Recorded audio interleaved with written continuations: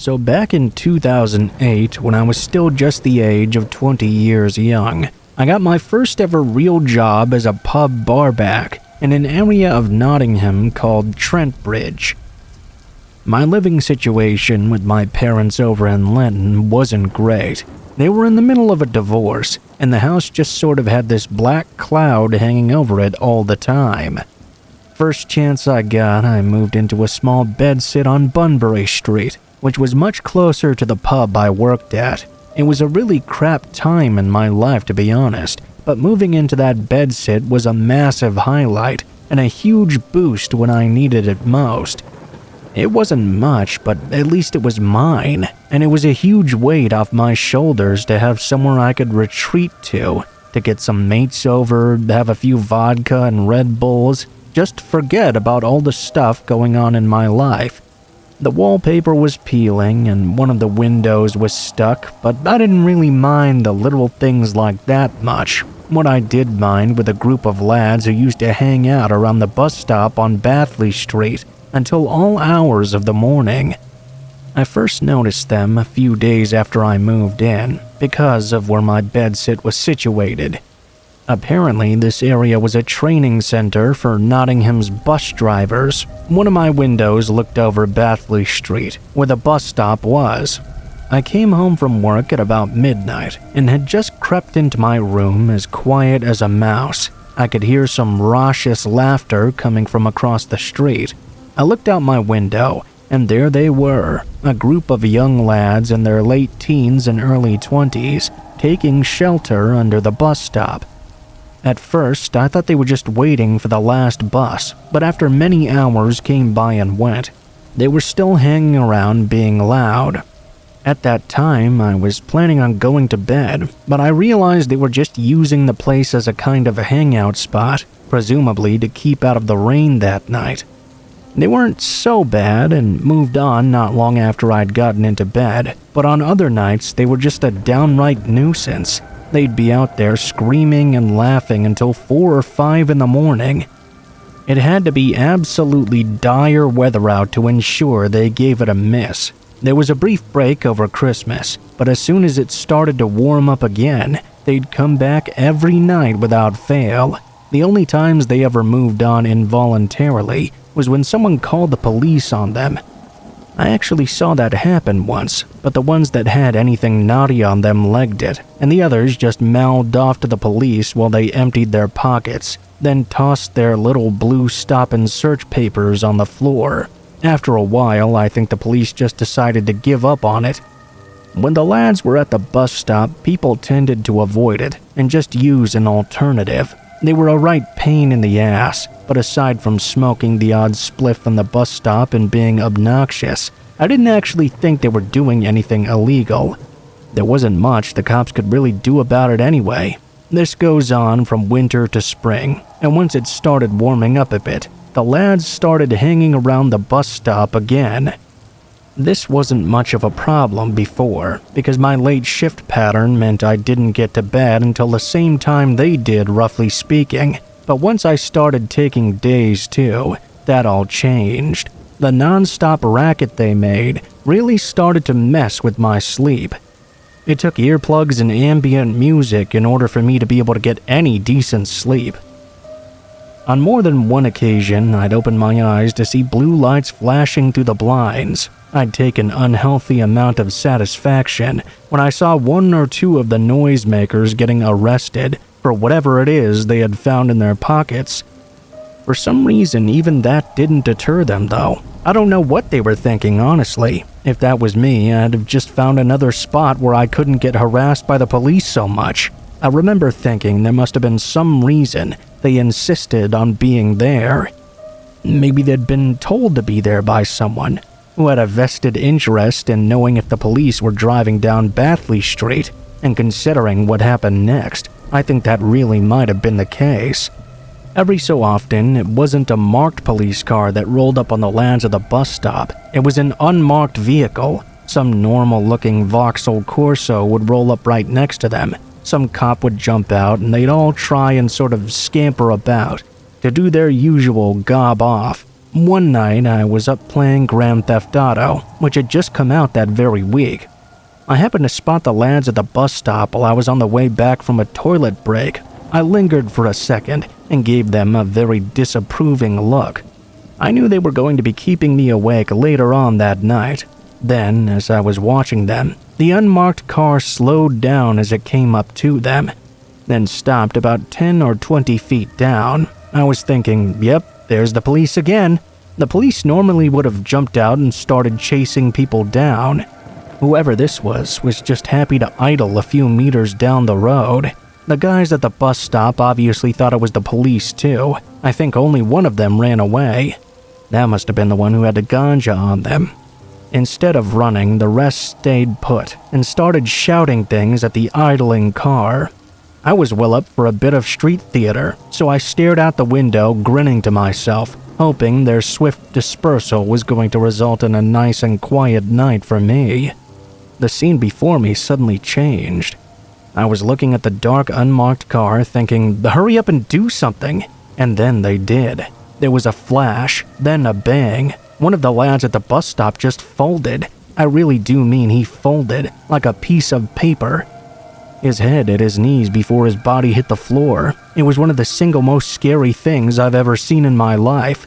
That night I learned that no matter how many Tarantino movies you watch or first-person shooters you play, there's nothing that can prepare you for seeing someone get gunned down with your very own eyes. Looking back, the gunshot must have severed the poor kid's spine above the waist. That accounted for the weird way in which he fell.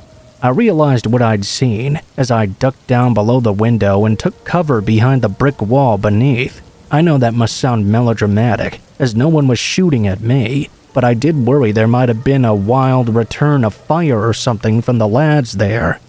They apparently ran away. I'd never seen or experienced anything remotely like that before, and I didn't know what to do. Instead of hearing any more gunshots, all I heard was the sound of the dark hatchback burning rubber as it sped off into the night. The sound of that gunshot was as loud as a firework, and seeing as this was the end of April, with no reason to be shooting those off, I'm almost certain other people in the neighborhood heard it as well, and were just as concerned as I was. I didn't know what else to do. The only thing I really did know was the poor lad outside must need help. He must have been in real pain. Jesus Christ, no one deserves to die in the street like that all alone, with your friends running away from you. I obviously did a lot of talking to the police after that, both on the phone, then in person a third time when we went over my statement, and I got asked more questions. The police appealed for more info, but as far as I know, no one was arrested or convicted for it. The general consensus was that it was gang-related, but I don't think the police ever mentioned that, because if they did, who would come forward? It certainly had me in two minds about going to court.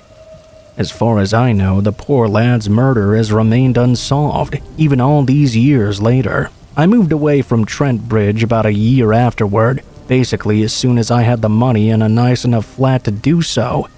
No one hung around the bus stop for the rest of that time either. Not even to actually catch the bus. Sometimes I'd catch a glimpse of it at night, looking all lonely with no one around it. Each and every time, the image of that lad's body and the way it folded replayed in my head. I'm very glad to have moved away from a place with such a horrible memory attached to it.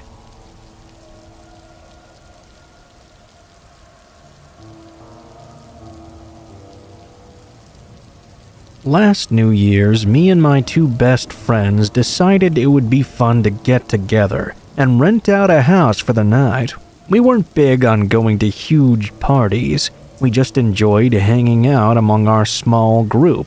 Also, all of us lived in dorm rooms, so having a house to ourselves for once sounded like a great time, even without any partying going on. My friend Jason rented out an Airbnb on the outskirts of the town we were in. I carpooled with my other friend Christian, and we met Jason there on New Year's Eve, sometime around noon or so. This place was more of a cabin than a normal house, being made all out of wood, and having typical cabin features.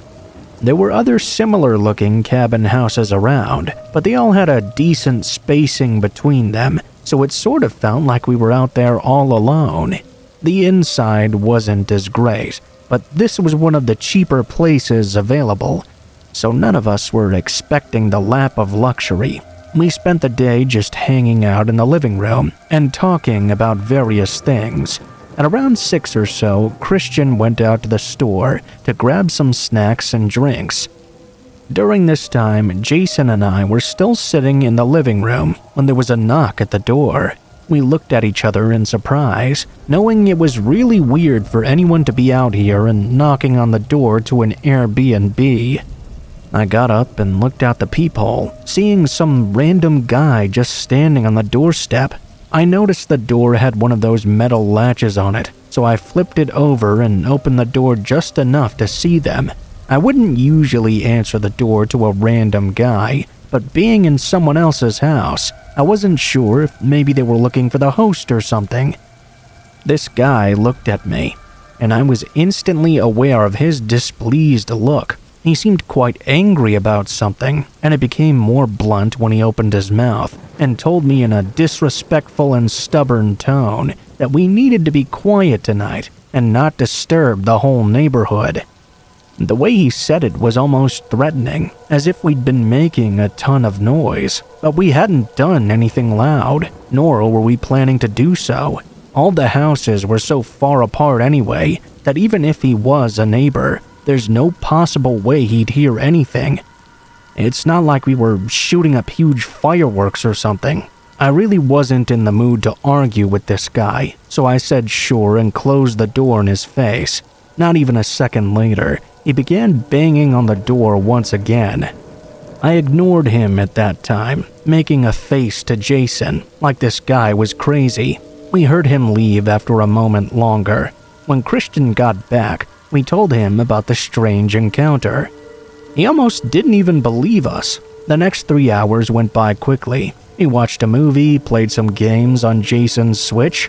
Then, come almost midnight, we heard something outside. It sounded like someone dropping something on the ground. A few seconds later, the piercing sound of glass shattering came from right beside the door. All of us stood up and ran to look out the window. The same guy from earlier was standing by Christian's car, which now had glass covering it from his shattered windshield.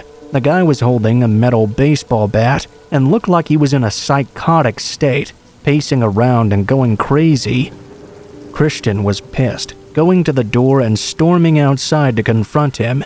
Both Jason and I went to stop him, but before we even got to the doorway, a gunshot echoed throughout the cabin. I stopped in place, knowing what had likely happened, but it almost felt like a miracle when I saw Christian sprint back inside and lock the door. Behind him, a few more shots went off, hitting the side of the cabin, followed by the man swinging the bat against the front door. Just as suddenly as it all started, the man just ran away. After an investigation, it was found that he wasn't even one of the neighbors of the Airbnb. Nobody seemed to know who he was or where he lived. They also had no idea why he went so absolutely insane. It was just an incredibly dangerous and unpredictable encounter that almost took our lives.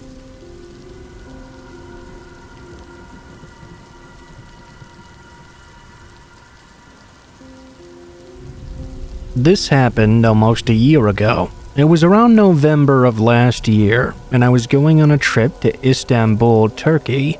Before that, I want to mention that I'm male and from the US. I've been traveling to certain countries since the last, say, maybe around 5 to 6 years. I normally go to other countries to observe certain cultures and all that stuff. Normally, I travel with my friend who I'll call Alex. Alex and I go to these countries mostly around Asia, but one trip was not anything good. I told my mom I was going to Istanbul that time, along with Alex. I went to take a flight there. I'm pretty sure it was a 17-hour flight. When I arrived, I decided to book a hotel, along with Alex in tow. It was not a cheap hotel. It was around the second day of the trip, and I went to Times Square to a restaurant to eat. I can't remember exactly what restaurant it was. It was a very busy day out. I was still eating when I began to hear something very unusual. It was like a loud thunder type of noise, but it was in the distance and loudly echoing. I saw people starting to scream and beginning to run. Alex, who was shaking in fear beside me, called out to me, "Dude, what the fuck was that? What the hell?" We heard and saw police cars and ambulances driving by. All of a sudden, there was an explosion. It was apparent a bombing and shooting had occurred. I texted my mom that I was okay and that Alex and I hadn't been around the scene of the attack. We went back to the US soon after. We watched the videos of the aftermath of the attack, and dear God, it was absolutely horrible. The most horrible thing was to see how many bodies were just laying in the streets. I won't go completely into full detail on what happened, but it was truly traumatizing. I've heard there's been a controversy on who was truly behind the blast. The assailant, as far as we know, was not a man. Surprisingly, it was a woman who was later caught. Alex and I were absolutely thankful that we were not caught in the incident and were not killed in the crossfire. It was absolutely shocking what we witnessed that day, and honestly, I still cannot believe it.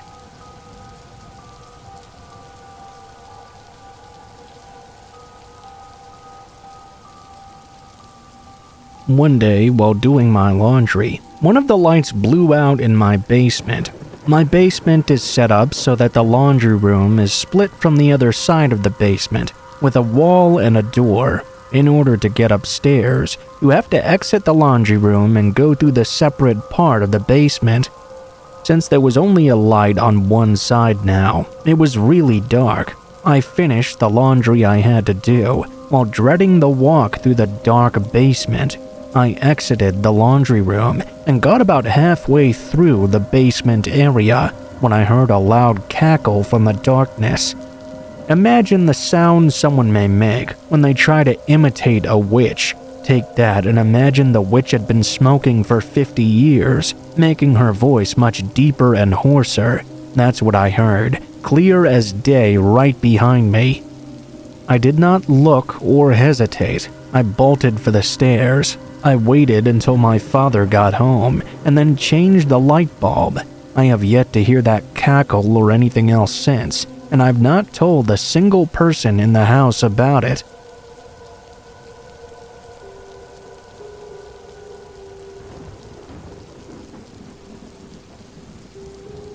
Preface with a little backstory. About 3 years ago, I moved from my old childhood and family house to the new home where we currently live. The move was about 20 minutes away, so not too bad, although I did have to move schools. In the new house, I got a pretty cool room. It has a loft that hangs above my bed and is where I'm typing this right now. It has my computer and record player, but not really much else. Only 3 people could be up there comfortably. It hangs about half over my bed, 6 feet down. Across from my loft and my bed is a large window overlooking the street and the empty property right across it. I never open the curtains or the windows because the direct sunlight is way too bright up there. When we moved here, our next-door neighbor was a guy in the neighborhood who built his house as well. When we finally settled in, we hung out with their family for a while. They really opened up to us and told us some stuff about what happened when our house was being built. They said a random dark car with tinted windows would often come by some days and just watch them build for hours on end. If they ever approached the car, it would immediately zoom away. We were concerned but not scared in any way at this point, so not much else came of it, and we went about life as usual. A few weeks later, our neighbor had another story to tell us. This time, he freaked himself out just by telling it. He told us that just within the past few nights, things have been going mysteriously missing from his garage.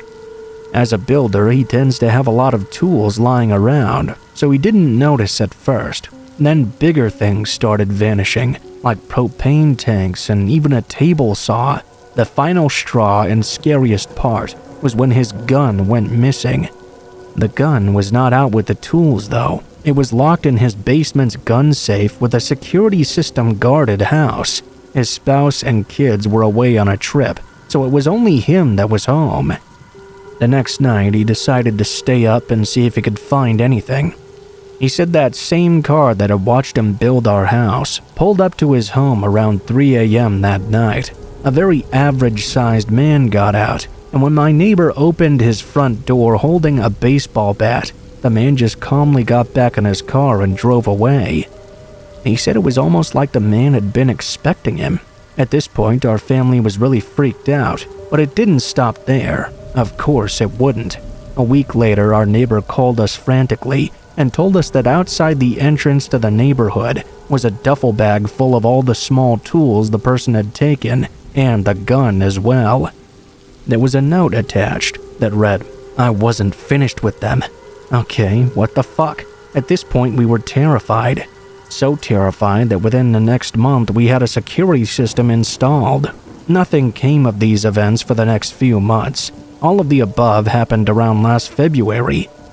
That November, of course, it had to escalate again and scare us all. One day, my family and I are outside the house walking the trails of our backyard forest. We own about 4 acres of land, so it's sometimes nice to just walk back there.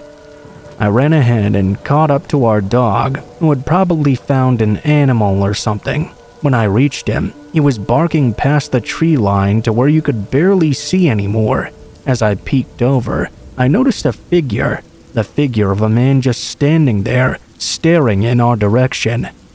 I tried to study this person as quickly as I could, so if this shit ever happened again, I could make sure it was the same guy.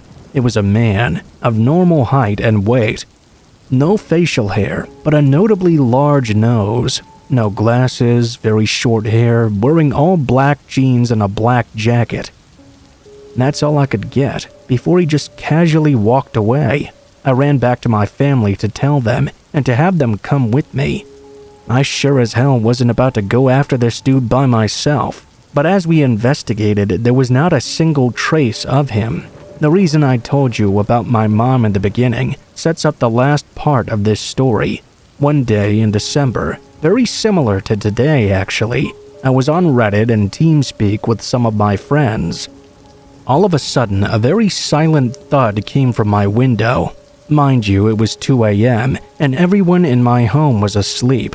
I went down the ladder of my loft to the window and gingerly peeled back the curtain. I saw the very same man, standing across the street in an empty lot. I nearly shit myself. He saw me in the window, and his only response? Walk away backwards slowly into the woods, keeping eye contact with me until he was out of sight.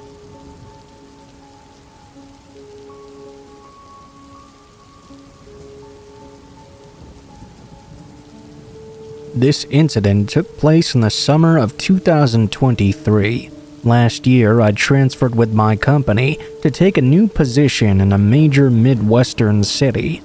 My spouse was still working and living back in California for the next few months. I rented a studio apartment for myself in a newly renovated apartment building in a popular downtown neighborhood, at least until we could look for a place together.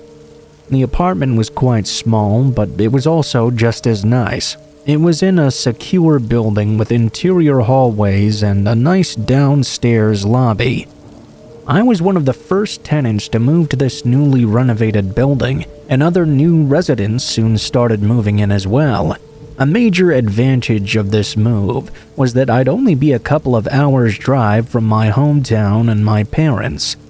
I started my new job and everything was going pretty great. I was quite enjoying my new neighborhood, and the neighbors in the apartment building generally kept to themselves like I did. Then a new guy moved in across the hall, and everything changed. We'll call him David. David was a single man in his 60s and was very different from the college students and young professionals who lived in our building. I started noticing his erratic behavior almost immediately. I would come home from work, only to see him sitting in his car in our small parking lot, just staring off into the distance. We were having issues that summer, with smoke clouds coming over from the vast Canadian wildfires. They were leaving a light dusting of ash on our cars similar to pollen. David was convinced that someone was spraying this dust onto his car specifically and was accusing various tenants he would run into in the parking lot. He would hoard trash in his apartment and leave trash bags in the hallway, causing a foul odor. He would also randomly start yelling at himself in the hallway. After enough time, I finally had enough and complained to the leasing office. The manager was quick to dismiss my concerns, saying she'd been in his apartment and everything was completely fine. In August, my parents' 50th anniversary was coming up, and I was excited to go home and spend a weekend with them. A few days before their anniversary, my boss informed me he would be flying in to work on an important project with me that would have us working throughout the weekend. I was really disappointed and felt like I was letting my parents down. I managed to get away for a quick overnight trip in the middle of the week to go see them though, and got back before my boss was due to arrive. I drove down and spent the night with them. The next morning I checked my email as I was getting ready to head back. There was an email from my apartment manager in regard to the incident from the night before. The email was very vague, but it stated a resident had died and there would be further details coming later. My heart sank, and I immediately went pale. My mind instinctively went to my strange neighbor David. I opened up a local news app for my city, and the top story was about an active shooter in my apartment building who was killed during a SWAT team standoff the night before. Apparently, David had approached my next-door neighbor in the hallway with a gun and threatened to shoot him. The neighbor ran back into his apartment and called 911. David also called 911 and told the dispatcher that his neighbors were hacking his phone, and if the police didn't come, he was going to kill everyone in the building. The police came and tried to talk with him, but he had barricaded himself in his apartment and was heavily armed. The police and SWAT teams soon arrived, and David began firing a rifle out his window at anyone he saw in the parking lot below. All of the neighbors on my floor were trapped in their apartments with no way to escape. They had to hunker down and barricade themselves from his random gunfire. There was another building across the street with a direct line of sight into our apartment building. A police sniper took a position in that building and shot David through his window. Then they flew a drone in through it and confirmed that he was dead, still with gun in hand. Luckily, no one else had been injured. I got home later that day to find a bullet-riddled apartment building and several neighbors who didn't normally even speak to each other, hugging and crying, showing each other videos of the incident from their hiding places. I'd never felt so lucky to have been out of town. If my boss hadn't messed up all my plans, I would have still been home that night. I'm sorry that David didn't get the mental health attention he needed, but he put so many lives in danger.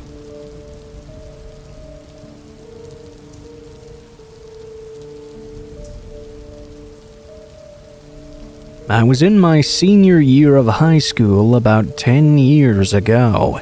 I grew up as a sort of outcast. I wasn't bullied or anything, but I also didn't really have any friends. I didn't mind that solitary lifestyle though. I went through school, then would come home and play video games and lose myself in digital worlds. That was my escape, so to call it. My home life wasn't what I would call bad either. It was just my dad and I loved my dad a lot. He worked so much to provide for me, and when I was young, maybe 10 or 11 years old, my mom got involved with some bad people and their hobbies, if you know what I mean. My dad didn't want to expose me to that world anymore, and we eventually moved away. It was quite messy, but it was for the best. He tried getting her help throughout the years, but she always turned it down. That was all until one day when she just went off the grid completely. It was sad, but we both moved on, and when I got older, he would have to leave for the weekend once a month for his job. I didn't really mind though. It may seem crazy to people to leave someone at that age home alone for a weekend, but my dad trusted me a lot.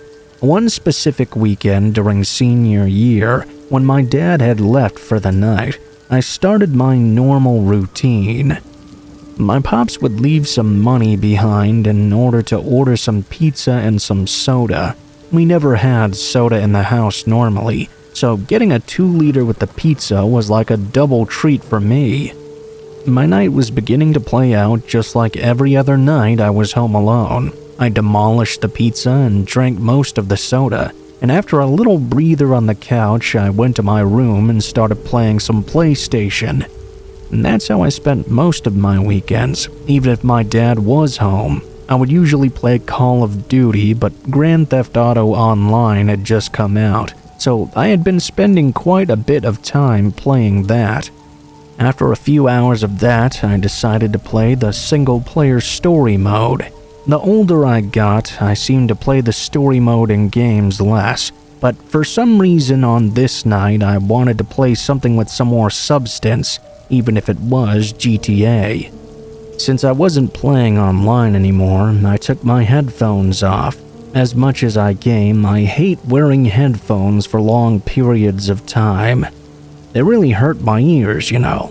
I'd been playing for a little while when I thought I could hear something coming from downstairs. There weren't any loud or crazy noises really. It was just these sort of small vibrations and little bumps. Now, I've been home alone a ton of times, and I didn't remember ever feeling any of those vibrations or hearing any small noises like that. At the same time though, it was such a small noise that it wasn't alarming enough for me to actually freak out. It was a little after 1 in the morning. I think it's in all our subconsciouses to be a little on edge when you're home alone at that hour. Every few moments I would hear this little scuffling noise. I paused the game and tried to listen in. When I listened, I would mostly just hear more silence, maybe an occasional little bump or something. Because I was home alone, of course the quick thought of an intruder crossed my mind. I'm embarrassed to say though that at some point I thought to myself that ghosts could be causing this. I debated back and forth with myself about this for about 30 minutes. Finally, I paused the game and went over and sat in my computer chair to just listen in fully for a few minutes without listening to the sound of gameplay or anything else. I noticed that the sounds were happening more regularly now, those little bumps and such. I'd initially blamed it on cracking pipes or house noises, but they started to happen more and more often. The little vibrations I could feel were now happening almost every second. It was like my dad might be downstairs, but the only thing missing was hearing his voice. The thought of my dad coming home early had crossed my mind, but he would have called me, or at least poked his head in the room to see if I was still awake. Was I just being paranoid? Was I getting myself all worked up for nothing? I decided I had to go downstairs and check it out to prove to myself that nobody was in the house. Clearly, I was just letting my imagination run away from me. I crept slowly down the upstairs hall and made my way to the top of the staircase. While I was slowly heading in that direction, the muffled sounds were getting much louder, and I started to fear the worst. I thought of calling the police. I was too anxious in that moment, though. In my mind, I was thinking to myself, what if nobody's there and I waste the police's time? When I got to the bottom of the stairs, I saw a light illuminating the dark walls coming from the other side of the house. The kitchen light was on. It's possible I'd done that myself, but I was fairly certain I had shut the light off before heading upstairs. I was practically crawling my way to the kitchen. I was moving slowly. When I was only a few feet away from the kitchen doorway, I could hear what sounded like someone rummaging through my cabinets. That was accompanied by a soft humming voice. I was half expecting to see some big, burly, scary burglar, but the voice indicated something else entirely. I peeked my head around the corner when, next to the kitchen sink, I saw a very small woman. Her hair was extremely wild, flowing out in every direction. I had my phone in hand, ready to call the police. The situation had me frozen in terror, but also incredible curiosity. I realized that this woman was singing Disney songs to herself. I almost fainted right there, because instinctively I knew who this person was. It was my mom. She was singing the same song she would sing to me when I was very young. It was one of the only memories of my mother I actually had left. I couldn't move. I must have been trembling because she heard me. She turned around and a big smile lit up her face. Even though this was my mom, it was not the woman I remembered. Her teeth looked rotten, and her eyes looked like they were sunken into her face. A voice that should have been soothing was now unnerving. "There's my baby. What are you doing awake at this hour?" I didn't respond. I just stood there like a statue.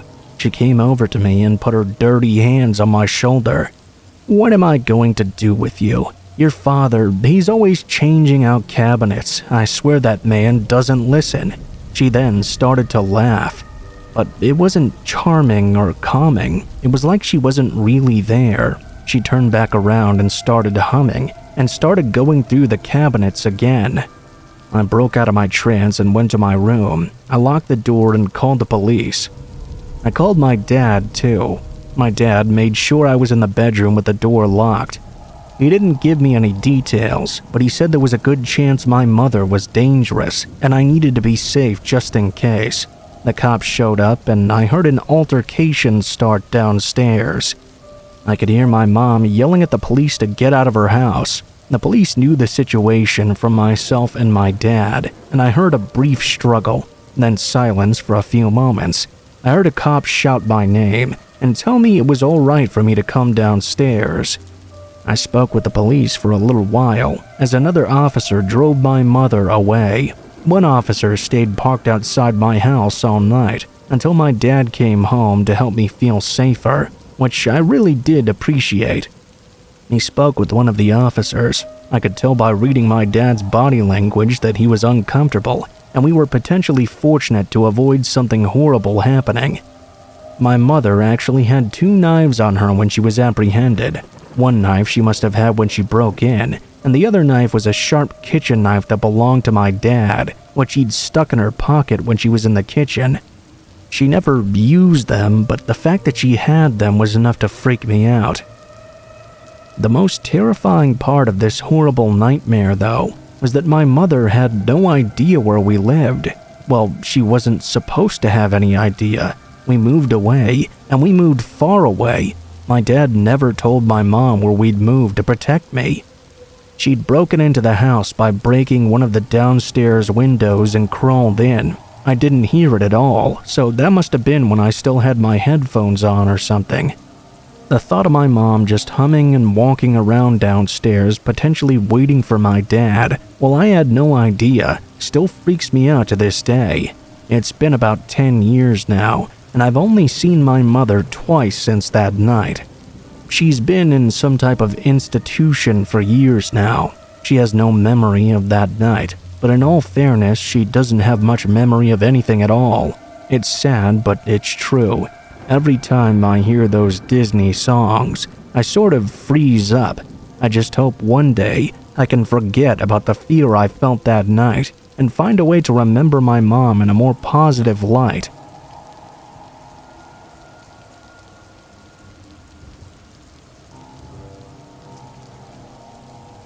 I love metal concerts. The atmosphere, the flashing lights, the pounding of the beat up your spine, there's really nothing like it.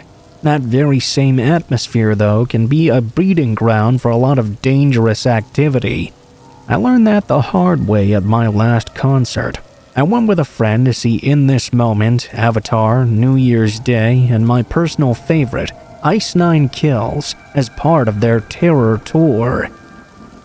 It sounds ominous already, but trust me, that concert was amazing. And they played all our favorites, and like the teenage metalheads we were, we screamed along with all our lungs put into it. New Year's Day went first as an opener, and the flashing lights caused spots in my eyes. Avatar went next, and the first half of their set went flawlessly. They played up the ominous angle of being with the devil between songs, and I got chills as the voice reverberated up my spine. They started up one of my favorite songs from their new album. I remember the gleam in my friend's eyes as she grabbed my arm and shook me in sheer excitement. The music and vocals built and built. The crowd was going absolutely feral down on the floor. I think I even saw someone in the pit get ousted up into the air and crowd surf. The chorus was just about to start when the lead vocalist froze in his tracks, let out a strangled "oh" into the mic. The other members stopped playing a second later. The only sound was the quickly fading reverb from the amps on stage. The crowd seemed to hold its breath. Little puffs of smoke from the crowd of bodies on the floor were visible. I could swear they represented someone whose soul had just been scared out of them. People around us started murmuring, everyone wondering what was going on, while the singer was trying to compose things. No one would tell us anything. All of a sudden, he shouted into the mic, "Security! Can we get security here? Now!" The lights in the arena flicked on one by one, flooding the space with stark white light. After over an hour in the dark, it was almost blinding. After a second of blinking away spots, we could see that near the front of the stage, a small circle had formed in the crowd, giving a wide berth to someone in the middle. That someone was crumpled into a heap on the floor, and they'd started screaming. Security pushed their way through the remaining concert-goers and immediately ran to the guy with first aid in tow. They looked like they were struggling to turn him over, and the guy curled around himself as if in pain. I couldn't see very well from where I was sitting, but it seemed like his hands were clasped firmly against his stomach. When one of the security guys finally got him onto his back, the guy's hands accidentally fell to the side. And that's when what can only be described as a baseball-sized bubble of blood exploded across his shirt. Apparently, he'd scooped up the blood in his hands and was praying it didn't fall out. Security immediately realized their mistake and pressed firmly against the wound. People in the crowd began to call 911, and 20 minutes later, EMS and police showed up, with the full flashing lights and stretchers and everything. We were all told to stay calm, and were quickly directed outside to the parking lot. My friend and I clung to each other through the surge, so we wouldn't get separated. I remember that we didn't speak for a long time, even on the drive back. We saw some news that was written about the incident about a month later. Apparently, someone thought that when the guy shoved up against them in the mosh pit, he was hitting on their girlfriend or something. That's when they pulled out a knife and began stabbing him in the stomach.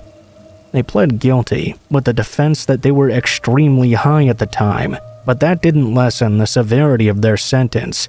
As to how this person managed to sneak a knife past security personnel, we have no idea. It just goes to show you that even though a rough and tumble concert can be fun, it can also lead to reckless or even dangerous situations when emotions are running that high.